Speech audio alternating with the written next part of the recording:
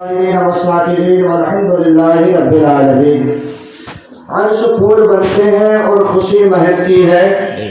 عرش پھول بنتے ہیں اور خوشی مہکتی ہے، ان کا نام لینے سے زندگی مہکتی ہے۔ عرش پھول بنتے ہیں اور خوشی مہکتی ہے، ان کا نام لینے سے زندگی مہکتی ہے۔ اور معجزہ کوئی دیکھے تو نکھت پیمبر کا، معجزہ کوئی دیکھے تو نکھت پیمبر کا، کہ آج بھی مدینے کی ہر گلی مہکتی ہے،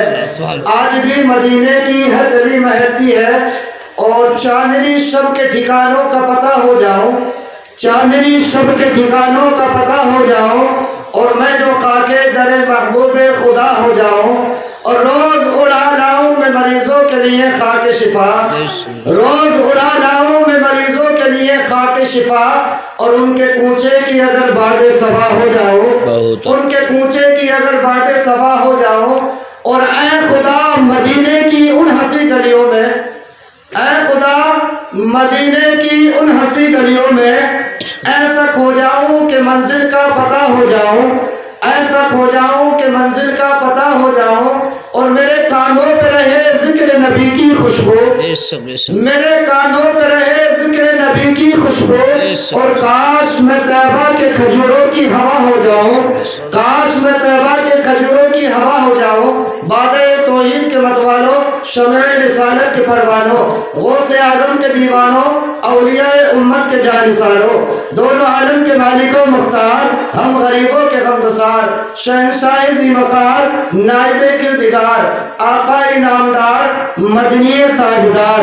ساتھی حوض کوثر، شفیع روز محشر، نبی کون و مکان، ہادی انس و جان، فخر موجودات صلی اللہ تعالی علیہ وسلم کی بارگاہ میں جی لگا کر درود پاک پڑھے۔ اللہم صلی وسلم علی سیدنا محمد وعلی آل سیدنا محمد بارک وسلم، صلو علیہ صلاۃ و سلام علیک یا رسول اللہ وسلم علیک یا حبیب اللہ۔ برادران ملت اسلامیہ، شاعر کہتا ہے جہاں ذکر حبیب ہوتا ہے خود خدا بھی قریب ہوتا ہے، اور ان کی محفل میں بیٹھنے والا آدمی بڑا خوش نصیب ہوتا ہے۔ برادران ملت اسلامیہ، جہاں اللہ اور اس کے رسول کا ذکر ہوتا ہے، اللہ کی پاکی اور اس کے محبوب پر، اس کے نبی پر درود پڑھا جاتا ہے، اس جگہ کا مقام یہ ہوتا ہے کہ ایسی مجلسوں میں اللہ کے فرشتے حاضر ہوتے ہیں، اور وہ جہاں پر فرشتے حاضر ہو جائے، برادران ملت اسلامیہ، اس جگہ کی عظمت کا کیا کہنا، اللہ کے محبوب صلی اللہ تعالی علیہ وسلم پر درود پاک پڑھنا، اللہ کی پاکی بیان کرنا ایسی مجلسوں میں۔ اب آخر درود پاک کو فضیلت کیا ہے؟ اللہ پاک قرآن پاک میں ارشاد فرماتا ہے ان المبذرین کانوا اخوان الشیاطین، کہ فضول خرچی کرنے والے، اللہ کے فضول خرچی کرنے والے یہ شیطان کے بھائی ہوتے ہیں۔ قرآن نے کہا کہ جو فضول خرچی کرے اس کو شیطان کا بھائی کہا۔ برادران ملت اسلامیہ، اب فضول خرچی کن چیزوں میں ہم کرتے ہیں؟ ہم فضول خرچی وہاں پر کرتے ہیں جہاں فضول خرچی کرنے سے اللہ اور اس کا رسول ناراض ہو۔ ہم گناہوں کو بظاہر ہم خرید کر گناہ کماتے ہیں۔ برادران ملت اسلامیہ، اگر اللہ پاک نے دولتیں عطا کی ہیں، اللہ کا شکر ادا کرو، دولت کو وہاں خرچ کرو جہاں سے اللہ کی رحمتیں نازل ہو، جہاں خرچ کرنے سے اللہ کا محبوب راضی ہو۔ برادران ملت اسلامیہ، انسان دنیا میں دو چیزوں پر فوق نہیں کرتا، دو چیزوں کا خیال نہیں رکھتا۔ ایک تو انما اموالکم و اولادکم فتنہ، یہ انسان کے لیے ایک اولاد اور ایک دولت ایک فتنہ ہے، ایک جانچ ہے۔ ایک انسان کو جو دی ہے یہ اس کے لیے ایک امتحان ہے کہ اس انسان کو ایک اللہ نے دولت سے نوازا، دوسرے کو اولاد عطا کی، دونوں اللہ کی نعمتیں ہیں۔ اب ہمیں اولاد کو کس راہ پر چلانا ہے، اس اولاد کے بدلے میں ہمیں اجر اور ثواب بھی ہے، اور دولت کو ہم وہاں خرچ کریں جہاں سے اللہ اور اس کے رسول راضی ہو، تو یہ دولت وہاں خرچ کرنا ہمارے لیے باعث و اجر و ثواب بھی ہے۔ برادران ملت اسلامیہ، آپ درود پاک کی फजीलत सुन लें और दौलत को कहाँ खर्च करते हैं उसके बारे में आप सुन लें। एक बार और दुरूद पाक पढ़े, अल्लाहुम्मा सल्ली व सल्लिम अला सय्यिदिना मुहम्मद व बारिक व सल्लिम सल्लु अलैहि सलातन व सलामन अलैका या रसूल अल्लाह व सल्लम अलैका या हबीब अल्लाह। तिरमिज़ी शरीफ की हदीस है, अल्लाह के रसूल फरमाते हैं, क़ाल रसूलुल्लाह सल्लल्लाहु तआला अलैहि वसल्लम अल बक़ील लज़ी मन ज़ुकिरतु इंदहु फलम युसल्ली अला, कि जिस अल्लाह के रसूल का फरमान है कि जिसने मेरा जिक्र सुनने के बाद दुरूद ना पढ़ना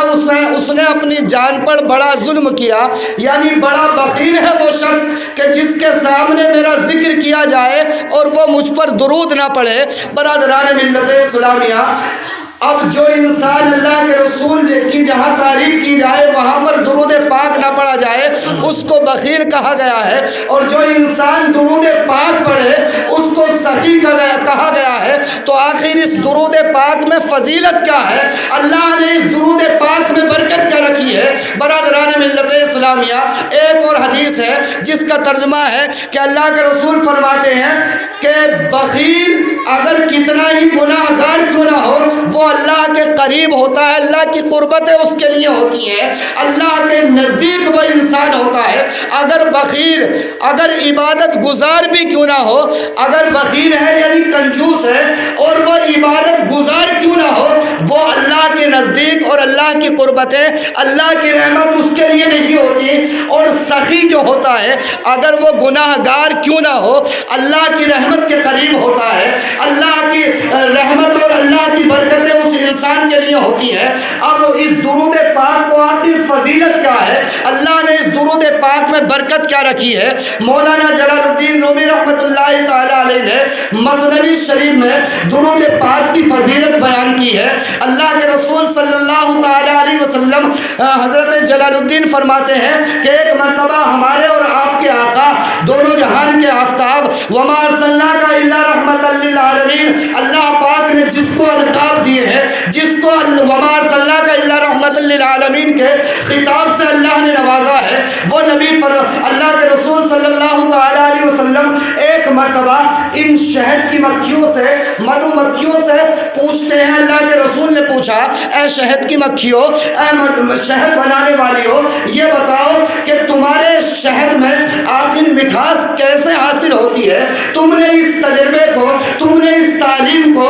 तुमने इस हुनर को आखिर जाना कहाँ से है? अर्ज करती है, प्यारे आका मेरे माँ बाप आप पर कुर्बान हो, जो ऐसी महफिलों में हाजिर होते हैं और दुरूद पाक को ये समझते हैं कि अगर नात खा आए तो दुरूद पाक को कहता है और मिलाद खा बार बार दुरूद पाक को कहते हैं। लेकिन अल्लाह पाक ने इस दुरूद पाक में बरकतें ऐसी रखी है कि जिस कार्य खैर के लिए इस दुरूद पाक को पढ़ा जाए, जिस मकसद को लेकर इस दुरूद पाक को पढ़े, अल्लाह पाक उस मकसद में कामयाबी और कामरानी अता फरमाता है। मौलाना जलालुद्दीन रूमी फरमाते हैं, जब अल्लाह के रसूल ने पूछा, शहद की मक्खियों आखिर तुमने सीखा कहाँ से है? तुम्हारे शहद को इतना जायका और मिठास कहाँ से मिलता है? अर्ज करती हैं, प्यारे आका मेरे माँ बाप आप पर कुर्बान हो, या रसूल अल्लाह मैं जंगलों का सफ़र करती हूँ, फला चमन में जाती हूँ और चमन से फूलों का अरक चूस के लाती हूँ, या रसूल अल्लाह उसमें फूलों का अरक कुछ कड़वा भी होता है, कुछ फीका भी होता है और कुछ जायके का भी होता है। अल्लाह के रसूल ने कहा, फिर तुम्हारे शहद में कड़बड़ाहट क्यों नहीं होती? तुम्हारा शहद फीका क्यों नहीं होता? आखिर मीठा ही क्यों होता है? अर्ज करती है, प्यारे आका मेरे माँ बाप आप पर कुर्बान हो, या रसूल अल्लाह मैं ये मानती हूँ कि उन फूलों में कुछ अरक फीके और बदमज़ा और कड़वे भी होते हैं, लेकिन या रसूल अल्लाह जब मैं अरक को अपने मुंह में चूसने के बाद अपने घर की तरफ बढ़ती हूँ, अपने छत के करीब चलती हूँ, या रसूल अल्लाह जब मैं छत के नज़दीक पहुँचती हूँ, प्यारे आका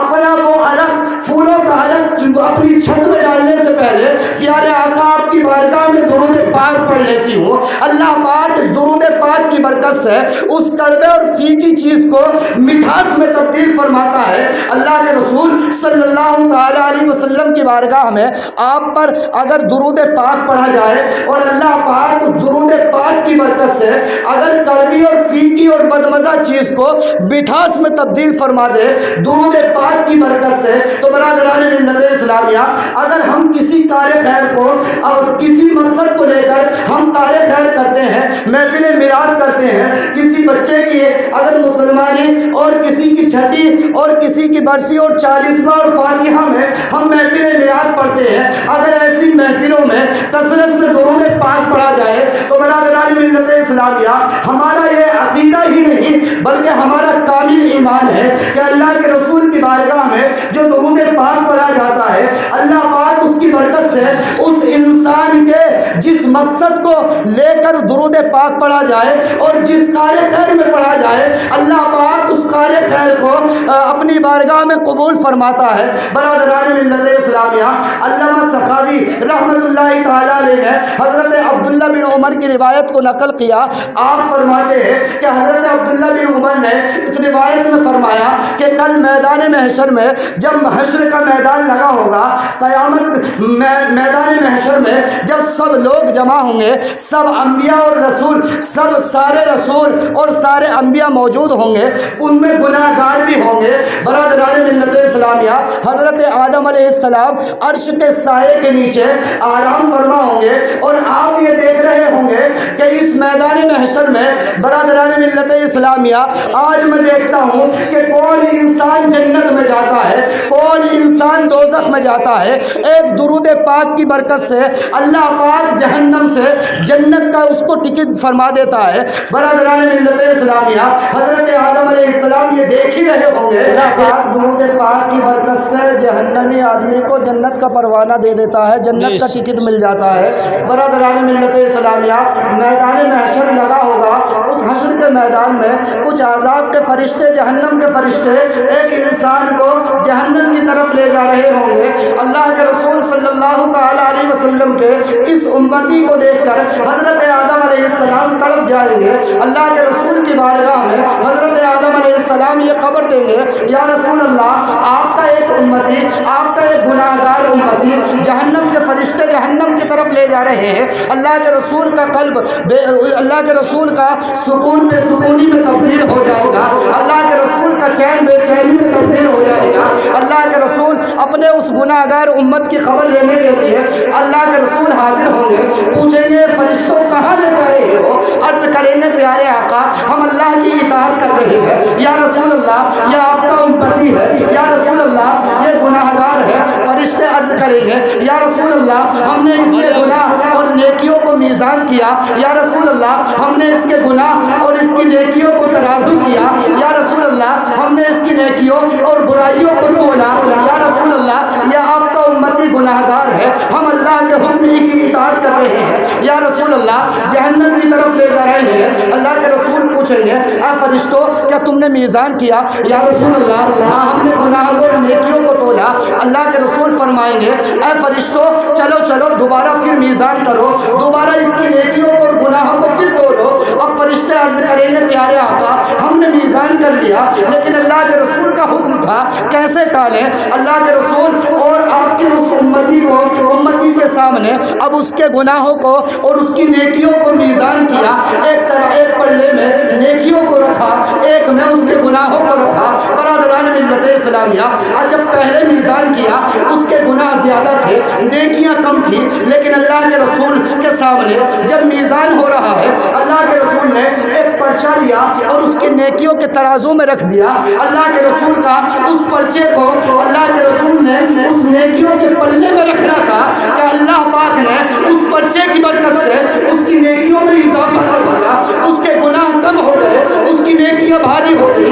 اللہ کے رسول سے اس گناہ گار نے اللہ کے رسول کے اس امتی نے پوچھا یا رسول اللہ میرے ماں باپ آپ پر قربان ہو، یا رسول اللہ میں تو جہنم کی طرف جا رہا تھا لیکن یا رسول اللہ آپ نے کس چیز کو میری نیکیوں میں پیش کیا، یا رسول اللہ میری نیکیوں کو تم نے کس طرح بڑھایا؟ برادران ملت اسلامیہ اللہ کے رسول فرمائیں گے اے میرے امتی سن سن، ایک محفل میں بیٹھنے کے بعد تو نے صدق دل سے، تو نے محبت کے دل سے مجھ پر درود پاک پڑھا تھا، تیرا یہ درود پاک میرے پاس اسی طرح محفوظ تھا۔ برادران ملت اسلامیہ، اگر اللہ نے درود پاک کو اتنی برکتیں عطا کی ہیں کہ اگر درود پاک کی برکت سے اللہ پاک پھیکی اور کڑوی چیز کو مٹھاس میں تبدیل فرما دے، اللہ پاک اگر گناہ گار کو بخش دے، تو برادران ملت اسلامیہ کبھی ہمیں درود پاک سے بخل نہ کرے۔ برادران ملت اسلامیہ، اب اللہ نے دولتیں دی ہیں اور اللہ نے اولادیں دی ہیں،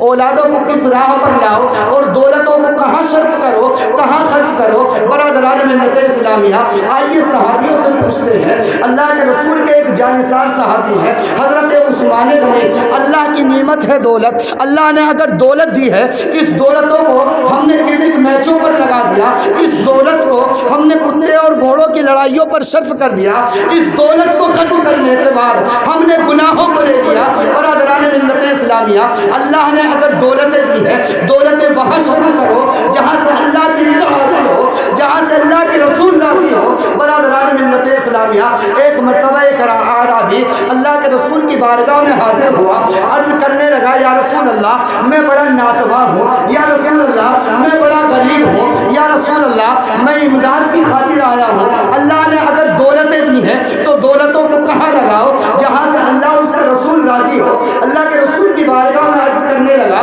پیارے آقا میرے ماں باپ آپ پر قربان ہو، میں بڑا مفلس بڑا غریب ہوں، یا رسول اللہ مجھے کچھ امداد ہو جائے۔ اللہ کے رسول نے